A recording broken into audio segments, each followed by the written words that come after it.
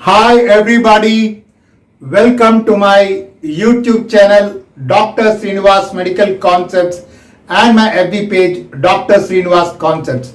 This is Dr. Srinivas, neurologist from Andhra Pradesh, India. I'm also the medical author of the book Focused Neurology. Today we are going to talk about a very fascinating topic, the human brain and higher functions. The human brain and higher functions, the indispensable concepts. What could be more interesting than analyzing the higher functions of the human brain? It's both a joy and challenge to analyze and understand the higher functions of the human brain. Human brain is differentiated from lower animals by two important points. One, the speech and intelligence. Second, the way we use our fingers, the manual dexterity. So the two important points by which human beings are ahead of the lower animals are: one, the intelligence and the speech; second, the way we use our hands, the fingers of the hands, the manual dexterity.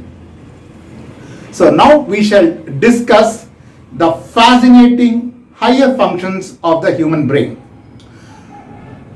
Basically, the right-handed persons, more than 90% of the right-handers and more than 60% of the left-handers, the speech centers are on the left side. So we call that cortex as dominant cortex, where the speech centers are situated. So for more than 90% of the right-handers and 60% of the left-handers, since the speech centers are situated on the left side of the cortex, we call the left side of the cortex as the dominant cortex. So obviously the right side of the brain becomes the non-dominant cortex. Why are we emphasizing on this point? Because nature has beautifully divided the functions, the higher functions of the human brain, compartmentalized, one onto the right side and the other onto the left side. The one on the left side, that is the dominant cortex, the left side cortex, is concerned with the speech and language. The one on the right side, that is the non-dominant cortex, is concerned with the spatial orientation. So Mother Nature has beautifully categorized the two important functions. One, the speech to the left side of the cortex, the dominant cortex. Second, the spatial orientation to the right side of the cortex, the non-dominant cortex. All the human brain's higher functions can be analyzed in terms of five important areas. One, the left dominant perisylvian network for language. Second, the right paretofrontal network for spatial orientation. The third, the occipitotemporal network for face and object recognition. Fourth, the limbic network for memory. And fifth, the prefrontal network for the executive control of cognition and comportment. So basically we have the perisylvian area for language, we have the right parietal non-dominant cortex for spatial orientation, we have the occipitotemporal connections especially for facial recognition. Occipital lobe is concerned for vision, occipitotemporal lobe for what? That is facial recognition, and occipitoparietal lobe is concerned with the spatial orientation, simultanagnosia. And then we have the limbic network for memory, and then finally we have the prefrontal network responsible for executive functions. In fact, the prefrontal lobe is very well developed in the human beings. 1/3 of the human brain is devoted to the prefrontal cortex. Prefrontal cortex is concerned with all the higher functions, that is the judgment, foresight, intelligence. All these functions are present in the prefrontal lobe. That's why prefrontal lobe is well developed in human brains, as much as 1/3 of the brain is devoted to the prefrontal lobe. Now let's analyze each of these 5 areas. First and the most important, the language, the perisylvian network for language. The left dominant perisylvian network for language. As I said, more than 90% of the right-handers, the language center is on the left side, and more than 60% of the left-handers, still the language center is on the left side. Basically, when we talk about language, we have to talk about the 2 most important areas. One, the Broca's area. Second, the Wernicke's area. Broca's area is for fluency. Wernicke's area is for understanding. For example, someone says, "What is your name?" I have to understand it. That understanding or comprehension takes place in the Wernicke's area, comprehension. Then through the arcuate fasciculus, it goes to the Broca's area. So arcuate fasciculus is responsible for repetition. Broca's area is responsible for fluency, the word output. So the 2 epicenters for language are Broca's area and Wernicke's area. Broca's area lies in the inferior frontal gyrus. The Wernicke's area lies in the parieto-temporal junction. The Broca's area is supplied by the superior division of the middle cerebral artery. The Wernicke's area is supplied by the inferior division of the middle cerebral artery. So if the Broca's area is affected, person will develop Broca's aphasia. That means he is not able to talk fluently. He can understand, but he can't talk fluently. It is known as telegraphic speech. For example, if he wants to say, "My name is Srinivas," he takes his own time. My name Srinivas. So he is able to understand, but he is not able to talk it out fluently. So fluency gets affected when the left frontal cortex gets affected. Obviously, he will have right hemiparesis, and persons are well aware of their deficit and therefore they are depressed. On the contrary, Wernicke's area, since the Broca's area is intact, they can talk fluently, but they cannot understand. When we ask something, they tell something else, they give a totally different answer. So comprehension is impaired, but fluency is intact. They keep on speaking. So much so that the onlookers will mistake them to be suffering from psychiatric disorder because they talk fluently, a nonsense speech, and they don't have hemiplegia because it's a temporoparietal area, and the corticospinal tract does not go to the temporoparietal area. So they have nonsense speech without any hemiparesis, and they are not aware of the deficit. So they are very happy, jolly-go persons, and since they do not have any weakness and they talk nonsense, they land up in psychiatric hospitals most of the time. So the left side of the cortex is primarily concerned with language. But is there any function on the non-dominant cortex for speech and language? Yes, there's a very important function on the non-dominant cortex, what we call as prosody, the intonation. For example, my friend comes from USA after 10 years. I'll say, "Hi Sunil, how are you?" That intonation and melody is present in the non-dominant cortex. If the non-dominant cortex gets affected, the prosody is lost. It will be a flat speech. It will be something like this: "Hi Sunil, how are you? You have come after 10 years.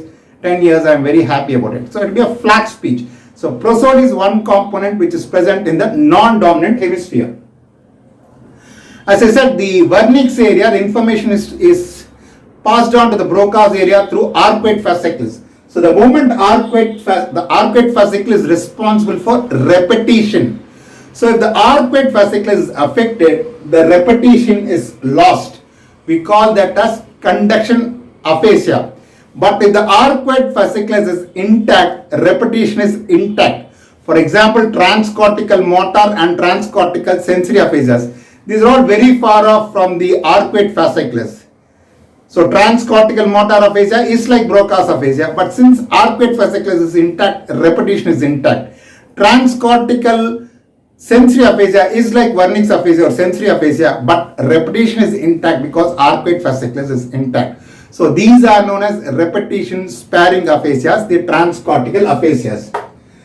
Anomia, a deficit in naming. There's no definite localization. It is the most common finding found in aphasic patients. Again, we can have paraphasia, that means parallel word. They don't come up with the right word, but they come up with a parallel word, which is known as paraphasia. Para means parallel word. Again, there can be two types. Semantic paraphasia, where they say pen for pencil. Then the other aphasia, paraphasia is a phonemic paraphasia, where instead of pencil, they'll say it as plentil.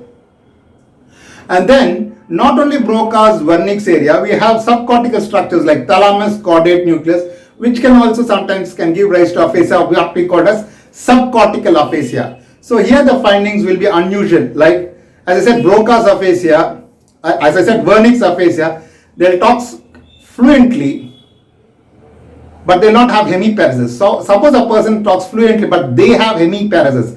Unusual combinations, you have to think of subcortical aphasias. So this is all we need to know about the perisylvian area for language, the indispensable concepts. Next we move on to the paretofrontal network for spatial orientation.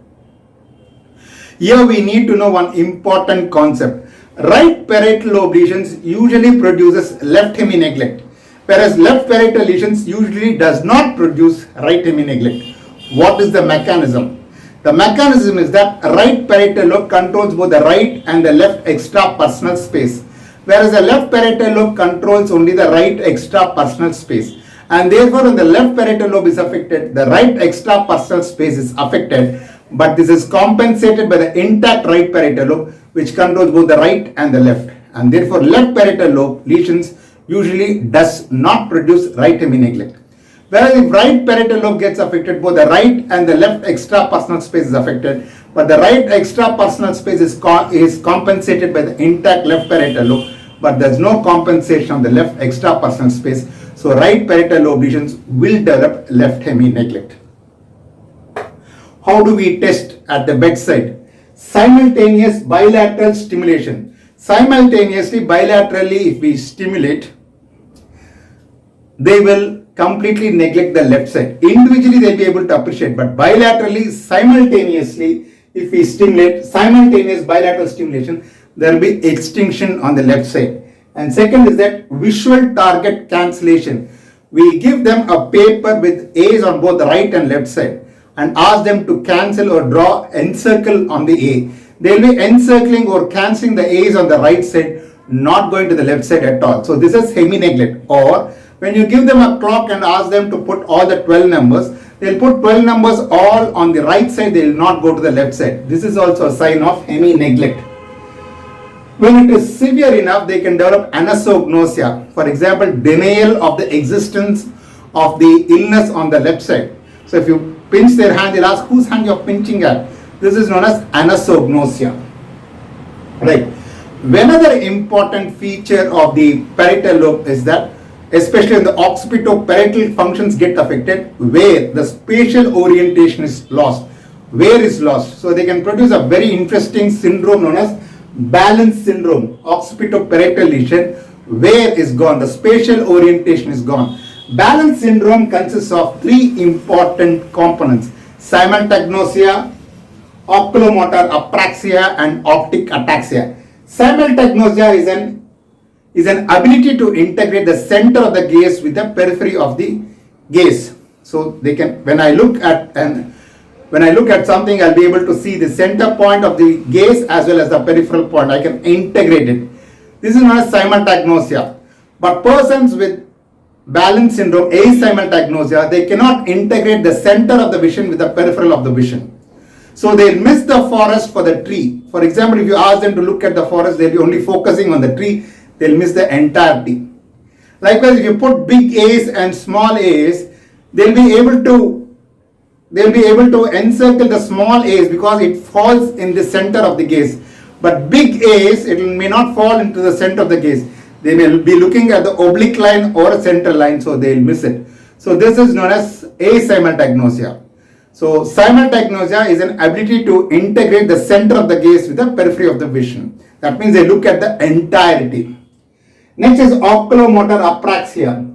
orderly visuomotor scanning of the environment, or orderly visuomotor scanning of the environment is known as oculomotor apraxia. Next is optic ataxia, accurate manual reaching towards the target. Accurate manual reaching towards the visual target is known as optic ataxia.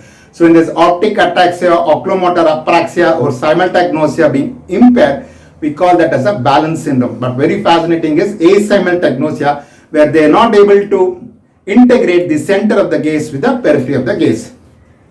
Right. These are the indispensable concepts of the paretofrontal network for spatial orientation. Next, we'll check out on the occipitotemporal network for face and object recognition. Occipitoparietal is concerned with where, occipitotemporal is concerned with what. They can see the object but they cannot identify it. This is the characteristic feature of occipitotemporal lesions. Classic example is prosopagnosia, inability to identify known faces. They can identify human face as a human face, but they cannot identify the individual human face. So inability to identify known faces is known as prosopagnosia. Visual object agnosia is a more generalized term. They cannot identify in the first place human face as a human face or a car as a car. So that is a more generalized form, visual object agnosia. So these are the important concepts for occipitotemporal network for face and object recognition. This prosopagnosia especially is seen if fusiform gyrus is involved. Next we'll go for limbic network for memory. The limbic network, that is the medial temporal lobe, is concerned with memory.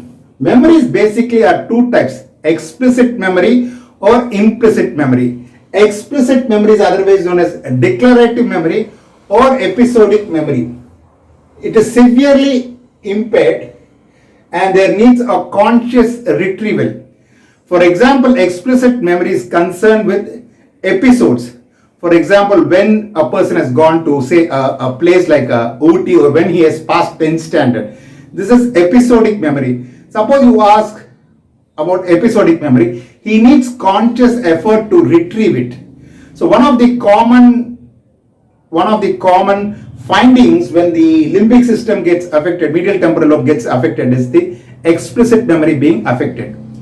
Implicit memory becomes a part of the body systems. It becomes automatic, especially it is to do with the procedures like driving the car or riding a bike or swimming. It becomes automatic. Person does not need a conscious retrieval for it. So basically we have two types of memory, explicit memory or implicit memory. Explicit memory is a declarative memory, episodic. It gets severely impaired if a limbic system gets affected. And implicit memory is a procedural memory. It becomes automatic and it is less affected in the temporal lobe lesions. The other type of memory are retrograde amnesia or anterograde amnesia. Retrograde is before the insult, anterograde is after the insult. So retrograde amnesia is inability to recall events that happened before the event. And anterograde is inability to store and recall new knowledge. And another important part is the confabulation, especially seen in alcoholic persons with Wernicke-Korsakoff psychosis. The gaps in the memory, they fill it up with fabricated stories. This is known as confabulation. They do not accept that they have forgotten a few points in the process of narrating a particular event. So to fill up the gaps, they put in fabricated stories. This is known as confabulation, classically seen in Wernicke-Korsakoff psychosis in alcoholics. Right. Now we'll talk about the prefrontal network for executive control of cognition and comportment. As I said, in the frontal lobe, prefrontal lobe is well developed. 1/3 of the brain's development is devoted to prefrontal lobe because it is the seat for the highest intelligence which is seen in human beings. The judgment, the insight, analysis, everything is in the prefrontal lobe. So the frontal lobe can be divided into prefrontal lobe or the motor premotor area. The prefrontal lobe includes the orbitofrontal area, dorsolateral area and medial frontal lobe. So prefrontal cortex is basically concerned with executive functions, that is judgment. We can test the person by asking what will you do if you find a stamp on the road, or if you find a house a house on fire. But then these are the tests, but then they are not in reality, it is imaginative. They may tell correctly in an imaginative form, but when you give a real lifetime situation, like when the house is actually burning, they'll not be able to do it. So this is prefrontal lobe, basically concerned with the judgment. So you have orbitofrontal, dorsolateral and medial frontal. When the dorsolateral frontal cortex gets affected, they'll have abulia, loss of initiative. They don't feel like working, they don't move, they have lost the initiative. This is known as abulia, where the dorsolateral prefrontal lobe gets affected. If the medial part, that is orbitofrontal lobe or medial part, gets affected, they'll have disinhibition. They do not follow the rules of conduct. So this is about the prefrontal lobe. Then we have motor and premotor. Motor is concerned with the pyramidal, that is the movements, and premotor is concerned with the emergence of primitive reflexes, that is grasp reflex, sucking reflex, rooting reflex. These all emerge when the premotor cortex gets affected. These are the normal reflexes seen in infancy, that is the grasp reflex, avoiding reflex, rooting reflex, suckling reflex. These are all the normal reflexes seen in infancy. But as the brain matures, as the premotor areas mature, these reflexes should disappear. If these reflexes do not disappear, that means there's an immaturity in the development of premotor areas, or it could have developed well and the premotor areas would have matured well, but then there could be disease at a later point of time, and there could be disappearance and the reappearance of the primitive reflexes, which indicates a diseased premotor area. And another important of the frontal lobe is the immediate memory, attention. The immediate memory goes to the frontal lobe, the recent memory goes to the hippocampus temporal lobe, the long-term memory goes to the other lateral part of the cortex, association area. So the immediate memory or attention, that is digit span, 7 digits forwards or 5 digits backward, the online holding mechanism is seen in the frontal lobe. So if that gets affected, the immediate memory and attention are lost. So these are all the indispensable concepts of the prefrontal network. So far we've discussed all the indispensable concepts of these 5 important areas of the human brain and higher functions. I hope you have enjoyed listening to my lecture as much as I have enjoyed delivering it. If you have any suggestions or comments, kindly post onto my YouTube channel. But please like and subscribe my YouTube channel, Dr. Srinivas Medical Concepts, and my FB page, Dr. Srinivas Concepts. Thank you. Bye.